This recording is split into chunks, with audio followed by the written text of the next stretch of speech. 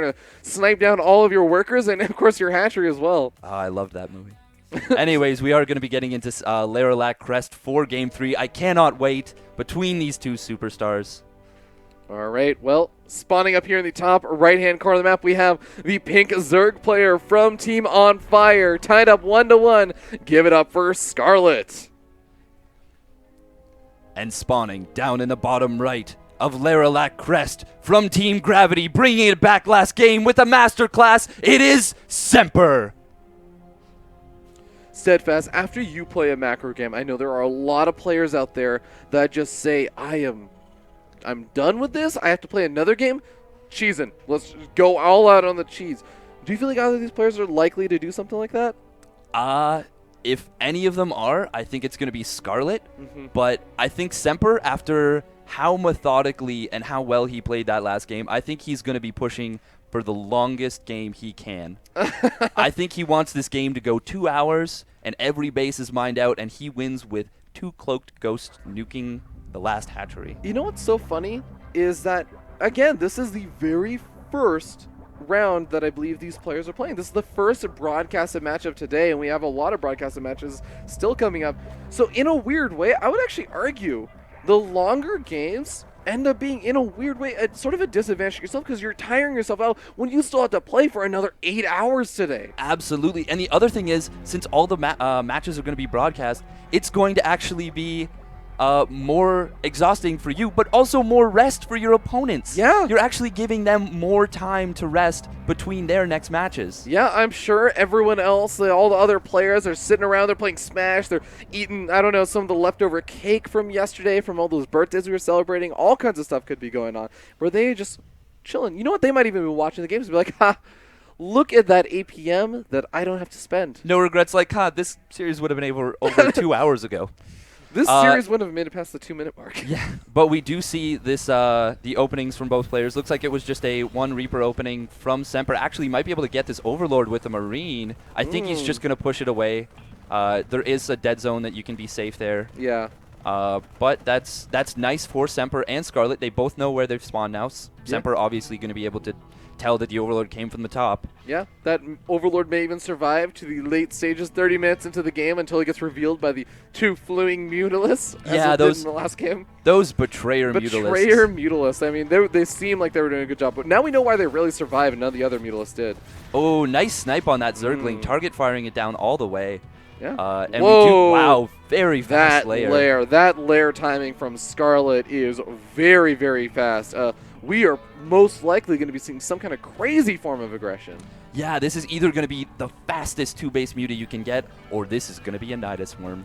You know, I'm not going to lie, I'm a little bit particular to the Nidus Worm. Laralac Crest is going to be a sort of weird map just because it's not such a big main base, but it's very spread out between the top of the natural and the bottom of the main base, and it can be very, very frustrating. We also see that Overlord on the left-hand side of the map, making its way to that bottom side, potentially could throw down a Nidus Worm in a completely undetected area. But you know what's good against Nidus Worms?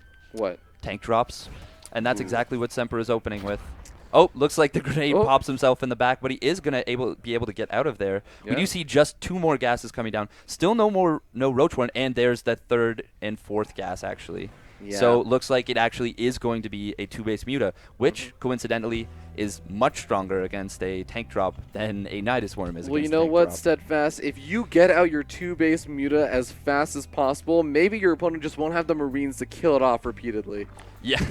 Yeah, I think that's probably what Scarlett might be looking for. This is actually a very Bly-esque thing to do, to just... You don't even take workers off of gas after speed. You just keep going Mutas. Yeah. And nice denial from the Queen. Going to make sure that the Reaper cannot get into the main base. And Semper has no idea that this is 2-base Muta. I don't even think he's seen the layer yet.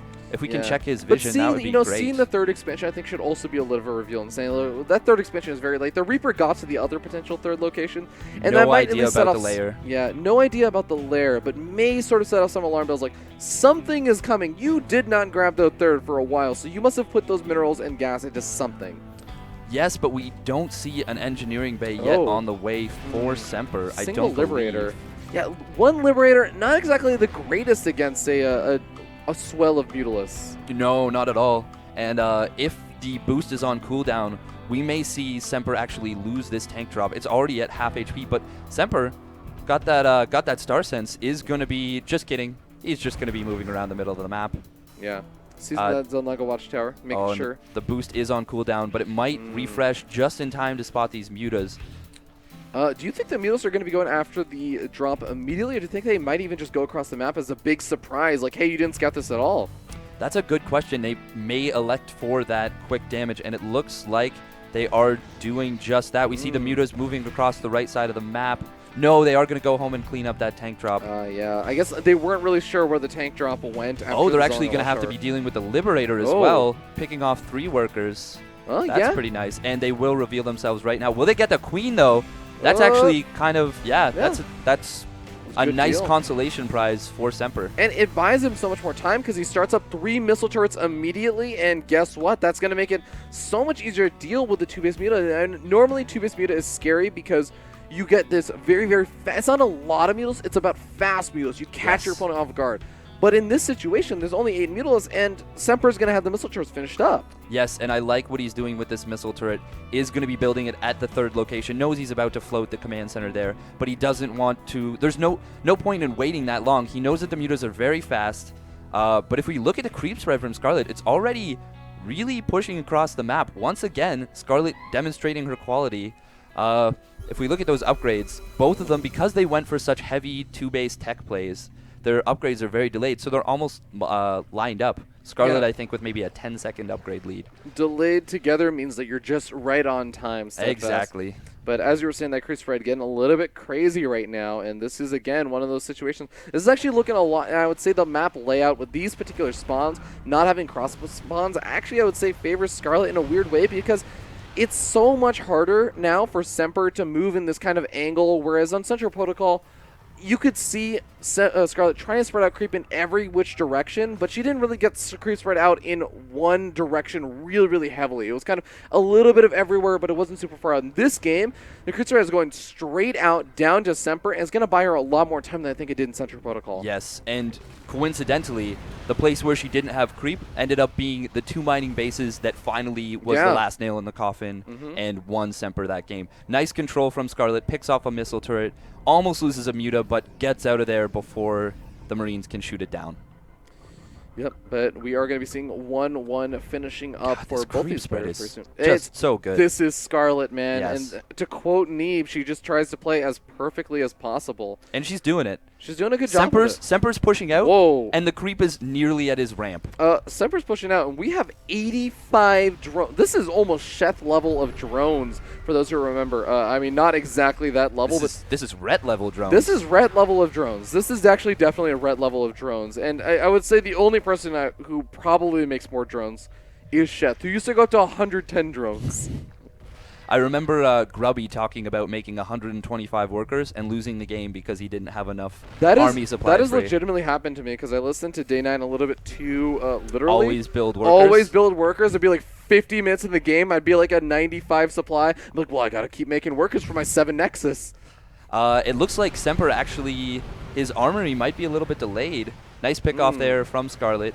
Going to be taking down Refinery and Missile Turret. Semper does come in and snipe off a muta, so that's pretty good. But yeah, you know what excites me, though, is the fact that we do have Burrow coming out. And Scarlett did go for Burrow in that very first game, I believe, on Dust Tower. Oh, actually, got to be careful about that Widow Mine.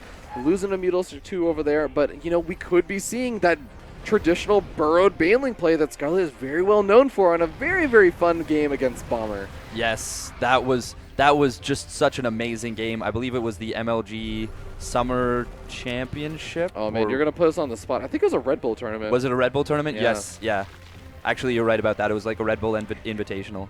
But we do see a lot of Banelings coming out from Scarlett just dealing with this. And I like what Semper's doing. He's not, oh, wow. Oh, this bait for the tanks. Putting those Widow Mines right on top of the tanks. Oh, this is such a cheeky move. And is Scarlett going to fall for the bait? She catches wind of it. Oh, she is. She's clumping her Mutilas, and she sees. Oh, great reaction time. Oh, that is so important. And, of course, Semper finally going to get, I would say, his first real drop-off over here in the main base. And lovely from Semper. Yeah, Scarlett is very far out of position, and she moves her entire army to the left-hand side of the map to deal with something. Yeah, that was Weird. Yeah. Oh, she sees a medevac on the left-hand side of the map. That's why. Quite a few workers actually going down in the main base, though. Well, Nice. good thing she has 85 of them. She can afford to lose a few. Yes. And actually, this is a pretty big deal from Semper. He sees that hive timing, sees the state of this game, and nice snipe on the queen on the left side. Yeah. Meanwhile, even he's clearing up creep in the middle of the map. I think he needs to get out of there now. He's done a bit of pushback damage, maybe scan on his way out, get those last 3 tumors on the left side.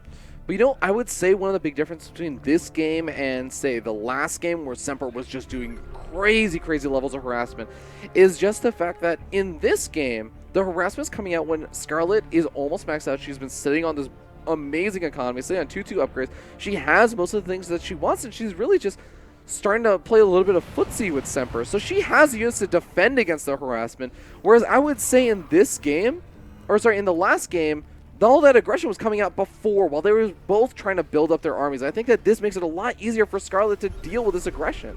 Yeah, they're just not having that Mutalisk count makes drops feel so much more comfortable. Even though the Infestor Corrosive Bile can take them down, Semper can still...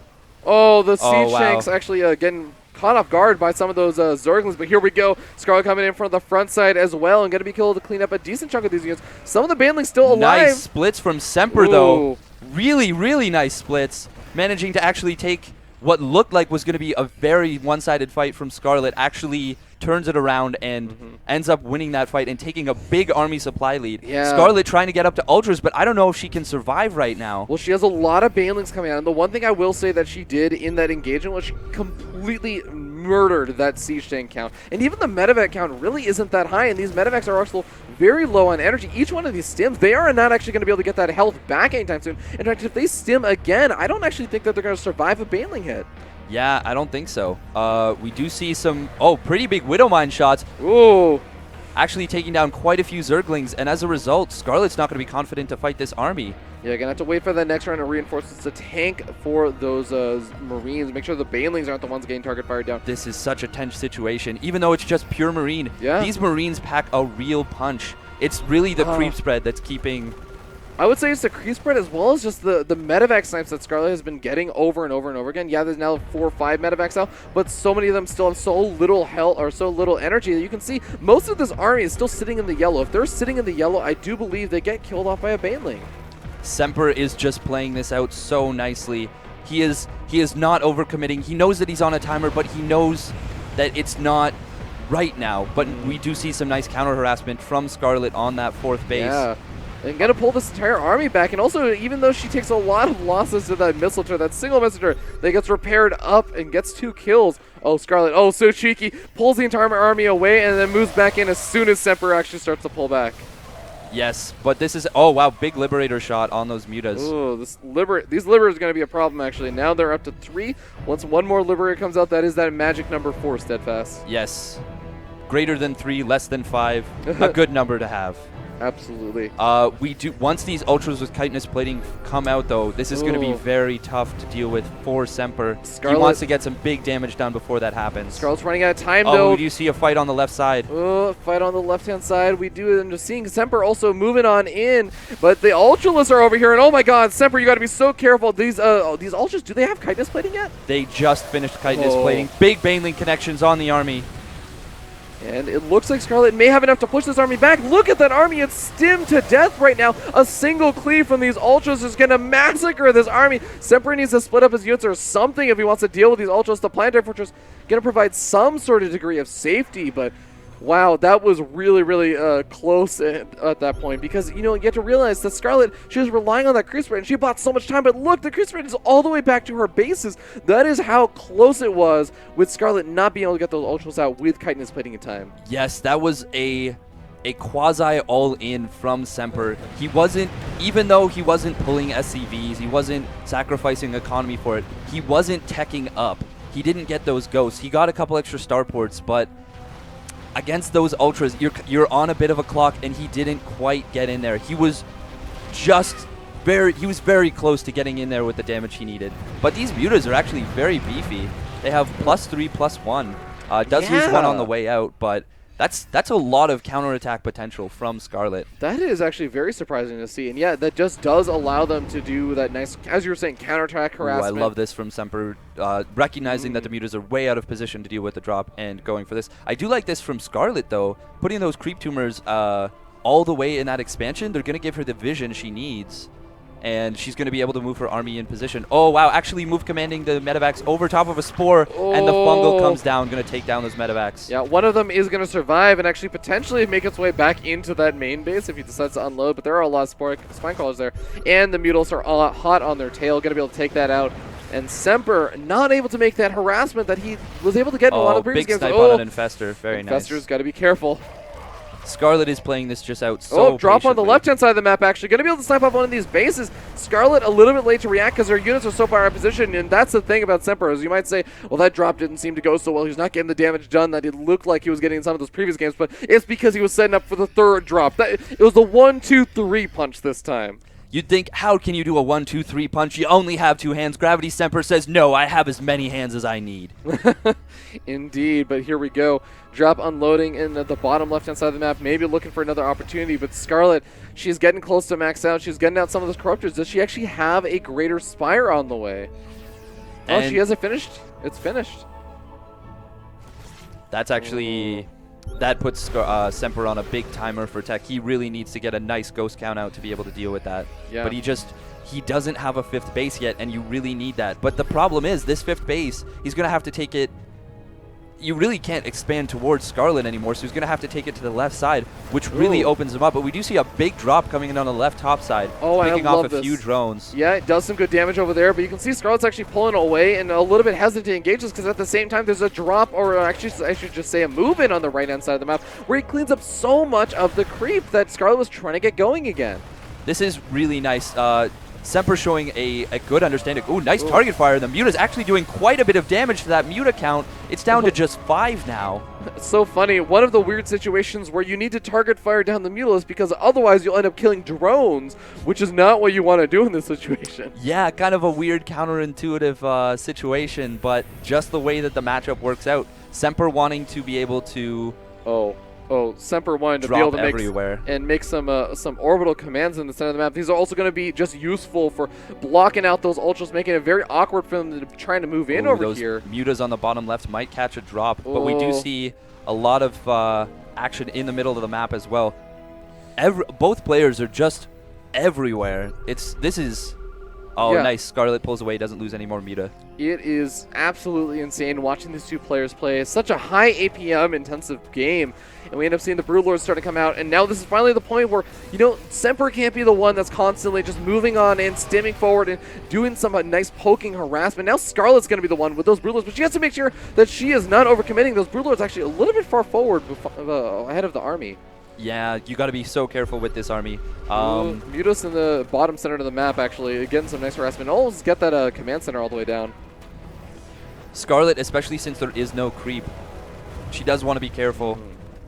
But I would like to see Semper go for Ghost again. I don't think he thinks he can afford... Ooh, we do see a Widowmine drop coming in, not dropping. These Corruptors peeing on that planetary fortress, and the fungal growths actually forcing those Liberators to engage against the Corruptors. Oh, they're so clumped up. Baits the entire army in. He had no choice but to do this if he wanted to save this base, and he may not know there's no way he's going to be able to save that. Yeah, looks like he's going to lose that 4th base, and Scarlett takes a massive supply lead. Semper's really on his last legs right now. He's going to be able to establish this new base, but I don't know if that's going to be enough. Scarlett is taking her 6th base, and... Yeah. I mean, it's at that point where right now Semper is falling behind 80 supply behind Scarlett. Even though it tries to pick off the Ultras, but the Ultra survives. It's like nothing is going your way. You go to the ice cream store, some bird poops in your hair. It's like, oh man, not again. I hate this ice cream store. This always happens. Why do I come back here? Why do I come back here? The birds clearly have it out for me. It's run by birds. Who even made this? Oh man, but these Ultras going to be running this command center into the ground as they end up obliterating that. Now Semper really only has one last mining base left over in this 4th expansion, and that is really not even mining that effectively. With 9 workers left over, Semper is just going to try and make it work with what little army supply he has. 85 army supply. Can he make an absolute miracle happen? No! GG, Scarlett with the 2-1 victory. She looks exhausted. That was a slug fest of a series. Just an absolute grind. And really well played from both players. We saw why Semper is lauded as such a great player, but Scarlett saying, yeah, you can beat me in a best of 1, but I will eventually beat you in a best of 3. Yeah, she didn't say anything. That was just her sighing deeply out of exhaustion. Yeah, I think both of these players probably pretty tired. I'm sure their opponents are going to like that. But, of course, this is a double elimination bracket, which means because we're actually broadcasting every single game, they're going to also have some nice time to rest. You know, they're going to have to wait for at least 3 other series to play out before we actually get to them again. Yes, and they are going to need that rest. Maybe have some coffee, get some caffeine in their system. Maybe complain about the Ultralisk on Reddit or Battle.net, you know, just absolutely. Scarlett will do that, not Semper. Scarlett. Yeah. Scarlett is more prone to complain about Protoss more than anything else, but maybe she'll have a few words now to say. But ladies and gentlemen, we're going to take a look at that last game because it was also, I mean, this entire series was great, but that last game especially was also pretty fantastic.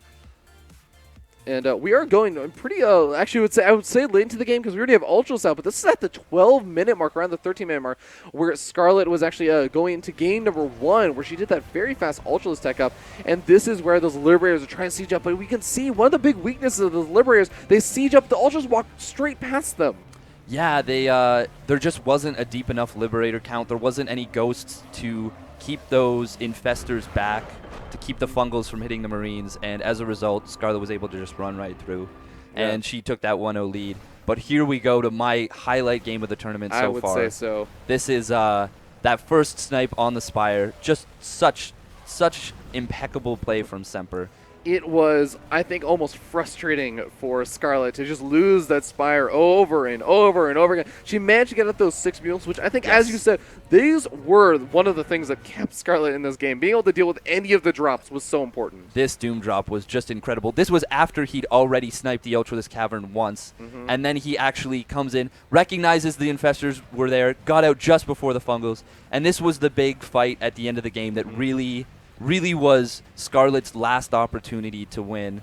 And she was looking good, but, you know, the siege tank count was just a little bit too strong. You saw that she started to get pushed away slowly but surely, and it came down to that point where because she had so little mining, all she had was left was these Corruptors, and she's probably saying, David Kim, please let me just, you know, attack with these Corruptors to ground units or something like that. Yeah, and that was the end right there, and we see this Game 3 coming in, the tank drop getting cleaned up, not really getting the damage that Semper wanted.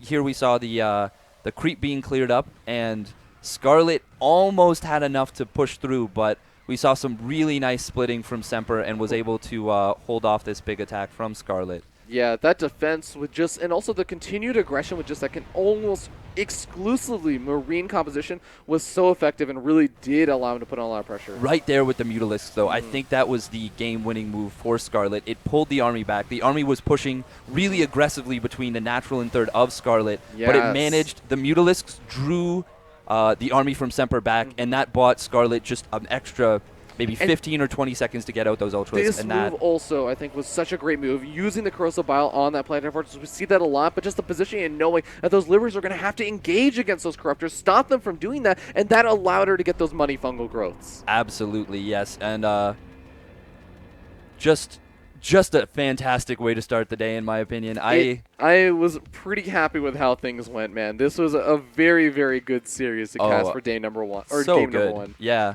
I just can't wait for series number 2 right now. I know. I'm ready to go. We still have a lot of really awesome series coming up. We have Masa versus Desro, Neeb versus No Regret, and Huck versus Puck. Of course, we're not actually even repeating any of the matchups in this first round. We got a lot of the Protoss matchups, so we cover all 3 of them, which I am a little bit happy about, if I do say so myself, as a Protoss player. We do see Scarlett advancing there in the bracket. Gonna play versus winner of Masa versus Desro. That's a scary. I mean, no offense to Desro, but that is a scary thought to potentially play against Masa. Yes, Scarlett versus Masa has historically been a matchup that I feel Masa is pretty comfortable with, especially in Toronto. Absolutely. And usually online is where they face off a lot on qualifier brackets. But we'll see if Scarlett can take down Masa, or if we're going to see Masa actually maybe even falter to Desro. And then we could see ourselves with a PVZ. You know, that would actually be probably the biggest upset of the tournament. And there's a reason why the seeding worked out that way. Not because necessarily Desert is like a terrible player or anything, but just because Masa is so freaking scary. He's only dropped one game this tournament, and granted they were all best of ones, but I mean, one game versus Huck, and it was a very close game. It was actually quite a close game, and it looked like it was going in Masa's favor for most of the game, but there was just that one engagement. Those Immortals just absolutely chunked down the army. I will never get tired of rewatching that singular game because it just perplexes me how Huck won that fight with so many. I mean, of course, both of the players having so much of their army out of the fight. In case you guys did not catch that, I highly recommend you go ahead and check that out. Maybe, I don't know, SC2HL can highlight that one or something just to be like, how did that work? Yes, yeah. I think that the Immortals with that, I think they had +2 weapons. They just shoot so hard. And it looks like we actually are going to be going for a quick break. Yeah, we're going to be hopping to a short break. So please, ladies and gentlemen, don't go anywhere. I want to remind you guys during the break, if you want to go ahead and support the tournament, you want to add to that prize pool, we have a $1,400 first place prize and a pretty big prize pool overall. Even last place getting paid $100. But you can add more to it if you actually go to the Indiegogo page. And you can contribute and, you know, just, again, make it a little bit more worthwhile for all of the players over here. I'm trying to see if I can actually pull up that Indiegogo, see where the money is at right now. We're at 1,600, so we actually, since the last time we checked, it's already raised up another 150 Canadian dollars. And there is a stretch goal, I believe, for $2,000 Canadian dollars, where it adds $500 to the prize pool. Pretty freaking awesome. We're actually not too far away from that. So if you guys want to do that, go ahead and check it out. Ladies and gentlemen, we're hopping to that short break. We'll be back in a bit with more Kings of the North. Stick around.